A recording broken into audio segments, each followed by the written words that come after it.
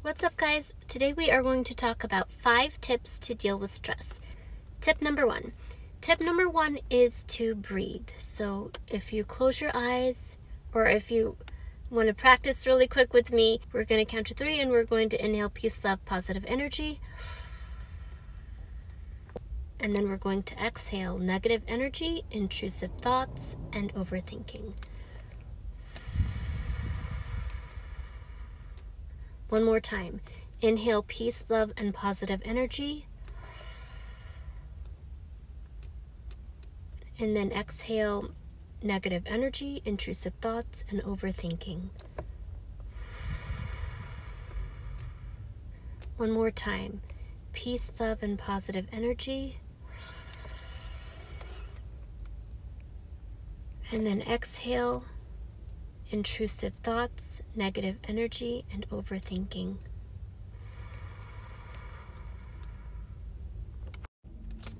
Tip number 2. Tip number 2 is to write it down. Whatever's stressing you out, take the time to sit, to stop, and write it down. And then tip number 3, after you write it down, is to go ahead and challenge those negative thoughts. If it's, oh, I didn't do this well on the exam that I was preparing for, the person that I like, I don't know if they like me back. Maybe it's around this promotion, or you're getting ready for a job interview, or you're getting ready for a performance review and it's got you nervous. Take a second to write down whatever you're nervous about and counter those thoughts. So if it's like, oh, well, the person that I like might not like me. Do I like myself? To focus on what you like and value about yourself. Maybe it's over a test. Did I do the best that I could? And I can forget the rest about it. Or maybe I didn't do as well as I could have in terms of studying. To focus on improving those practices for next time. But whatever it is that's got you stressed, to take a minute and kind of analyze those thoughts and challenge them. If you're being unkind and irrational in your thinking in relationship to and how you treat yourself with your self-talk, you want to take a second and reframe those thoughts in a positive way. That's tip number 3. Tip number 1 is to breathe. Tip number 2 is to write down what's stressing you out and challenge those thoughts. And then tip number 3 is to change your perspective. Things might not be as bad as they seem. And what can you do to look forward to the future? If that's focusing your time on working on yourself and self-improvement and self-care. If that's making sure that you're ready for the next performance review, maybe that's looking for a new job.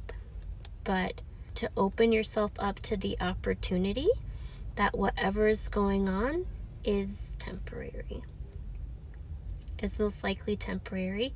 And if you're still feeling stuck, you can reach out to a therapist or a counselor, or if you're looking at working towards self-improvement and reaching goals that you have for yourself for the future, you can contact a life coach.